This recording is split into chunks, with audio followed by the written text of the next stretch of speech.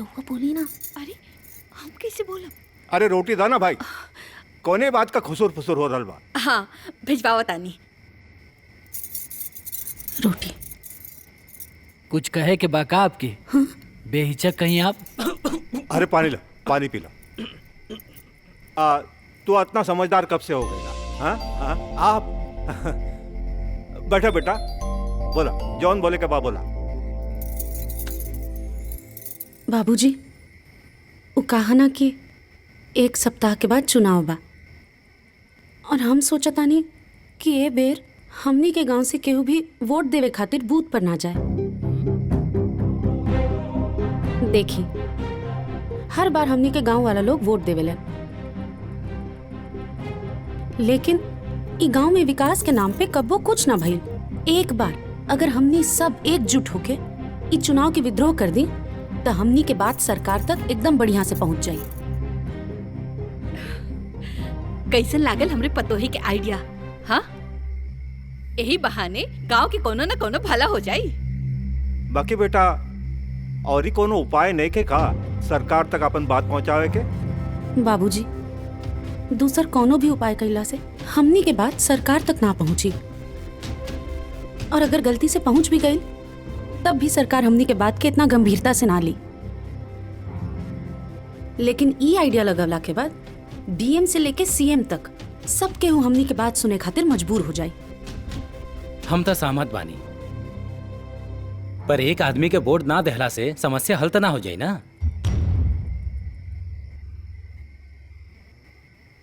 हाँ बेटा, और गांव के लोग हमनी के साथ काहे दी? अरे जब पूरा गांव के विकास हुई तो काहे वो लोग बात न बनी है? बेटा तारा का लगेला कि लोग वोट देवे जायलन खाली अपन विकास खातिर?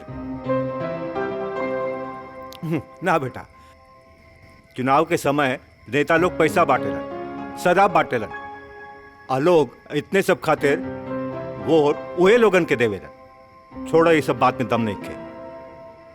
गांव के लोग हमने के मजाक उड़ाई और नेता लोग हमने के खिलाफ हो जाए, ये अलग। ना ना, तू लोग अपन घर गृहस्थी में ध्यान दो, ज्यादा सोचला की जरूरत नहीं है।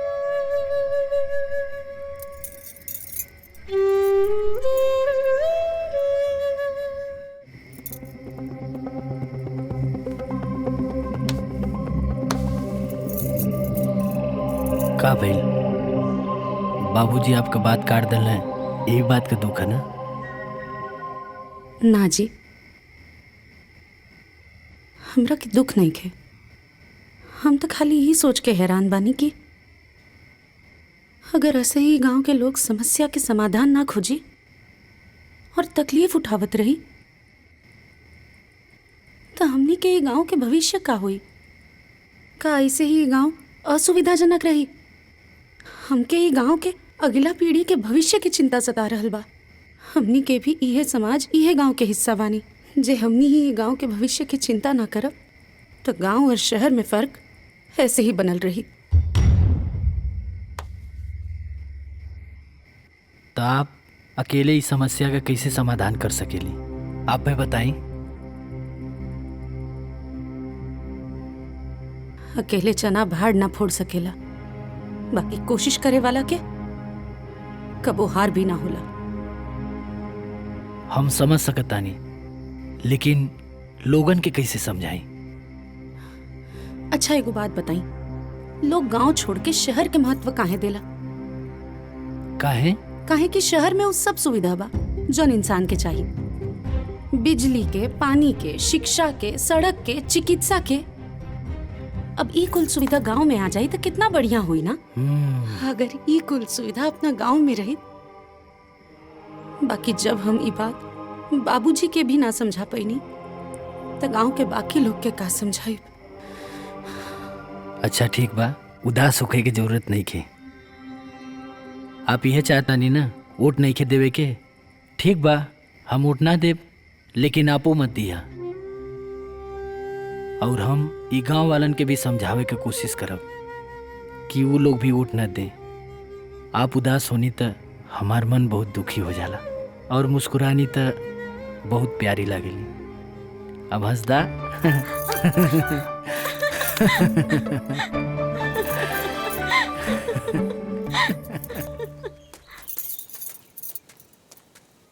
इली देखी, आज पूरा गांव के औरत लोग के और मर्द लोग के यहाँ बुला ले बनी। आप अपने हिसाब से ये लोन के समझा दी। आपसे ये लोन के बहुत उम्मीद जागल बा।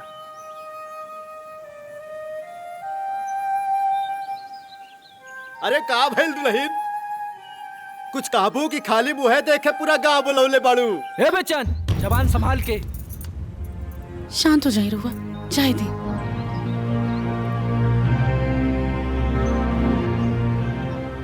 काल राती मना के ले रहनी है ना, हाँ? तो फिर आज पूरा गांव वालन के सामने नाक कटावे के का जरूरत रहे? अरे कम से कम समाज में अपन घर के इज्जत के बारे में तो सोच ले रहे तू। कौन समाज के इज्जत की चिंता करे की बात करता नहीं रहुआ?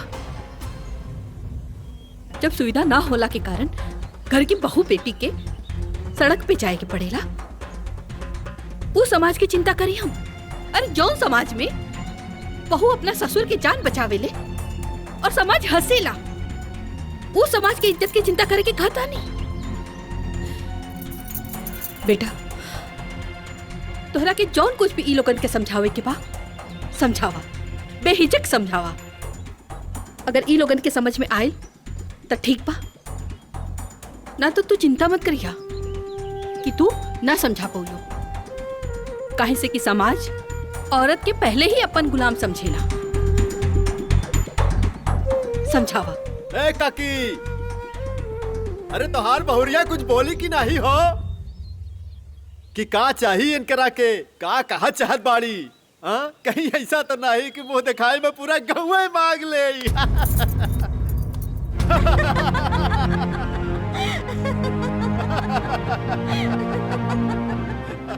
परिवर्तन, परिवर्तन चाहिए हमके ई गांव में। सदियों से ये गांव के लोग हर तरह के तकलीफ उठा रहल बा, चाहे वो बिजली ना होखला की वजह से अंधेरा में जिए के समस्या, चाहे सड़क खराब होखला की वजह से हर बार हर जगह देरी से पहुंचला के समस्या, चाहे सामान्य चिकित्सा सेवा न मिलना की वजह से अपना सगा संबंधी के खोए के दर्द। अरे हमनी के देश से 80% तक दहेज की प्रथा निकल चुकल बा, लेकिन अपना गांव में ये प्रथा आज भी जीवित बा। और एकर सिर्फ एक के कारण बा, लड़कियन में शिक्षा के अभाव। हमनी के गांव हर जरूरी सुविधा से वंचित बा, और हमके ई गांव में वो हर सुविधा चाहिए जौन हमनी के हक बा, जौन हमनी सबके भविष्य खातिर बहुत जरूरी बा। आप लोग कबो ही सोचले बानी कि कोनो भी शिक्षित परिवार अपना लड़की के रिश्ता ई गांव में करे से काहे भागेला? कोई भी निमन परिवार अपना बेटी के रिश्ता ई गांव में ना जोड़ेला, काहे कि केहू भी ई नहीं के चाहत कि ओकर बेटी के जीवन नरक हो जाए।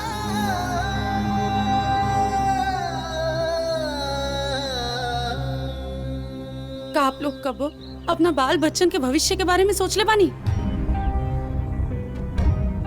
कबो ये सोचले बानी कि जौन जिंदगी आप लोग जी रहल बानी वो कितना तकलीफ से भरल जिंदगी बा? आप लोग चाह के भी अपना बच्चन के भविष्य नहीं खा बना सकत, काहे कि असुविधा और अशिक्षा के कारण आप लोग के दिमाग में सिर्फ मजदूरी और गुलामी भरल बा। अगर आप लोग ये सोच ले जौन तकलीफ से आप लोग आपन जिंदगी जियतानी, वो जिंदगी से कहीं अच्छा और सुखद जिंदगी अपना औलाद के दे सकतानी, तो आधा परिवर्तन तो गांव में अपने आप हो जाए। अच्छा तो तू ही बतावा दुल्हन, इस समस्या का समाधान कैसे मिली? ओकरा खातिर हमनी पूरा गांव वालन के एकजुट होके के पड़ी। अरे तो ऊ कैसे? अगला हफ्ता चुनाव बा और हमनी के गांव से केहू भी चुनाव में वोट देवे खातिर नहीं खे जाए के चाहिए। अगर एक लोग वोट ना डाले तो बात समझ में आवा था, और पूरा गाँव ही वोट न डारे तो ओका सरकार के का फर्क पड़ी। ऊपर से वोटर कार्ड और राशन कार्ड से नाम कुल ओर से कट जाई। तो ये भैया ऐसी कोनो बढ़िया उपाय भौजी होखे तो बतावा, नहीं तो ये बेटा बेचन ये गांव वालन के लेके चला। का हो गांव वाले, ए चाचा ए चाची गलत कहा थी, अगर गलत कहा थी तो बोला, चला हो गांव वाले चलल जाता। ऐसी बढ़िया उपाय होई ते भौजी बताइहा। बाय सुनिए तो आप लोग, ए गांव वाले चला चला जा। अरे इनकरा के चक्कर में पड़वा तो जान से हाथ धोवे के पड़ी। अरे चला भाई चला। अरे भैया तो के राय कहा रहा नहीं बेचे ससुर चल था मैं। बहू, चाहे पूरा गांव तार बात ना समझे, बाकी हम बहुत अच्छा तरह से समझ गए नहीं कि आज ते जवन भी कह लो एकदम सटीक कह लो। गुड़िया के माई ज्योति खातिर एगो अच्छा रिश्ता खोजत खोजत हम थक गए रहे नहीं। बाकी तू देख लो कि ओकर कैसन घर में हमरा के रिश्ता करे के पड़ल। अब गुड़िया की शादी में कोनो समस्या ना आवे के चाहिए। बाकी केहू भी समझदार परिवार हमरा ये गांव में अपन बेटा बेटी के ब्याह करे खातिर तैयार नहीं थे। बेटी, चाहे केहू तारा साथ दे चाहे ना दे, बाकी हम तोरा साथे बानी। गुड़िया के माई तू का खतारू, तू क्या कर साथ देबो? हम तो शुरू से अपने पतोहे के साथ बानी।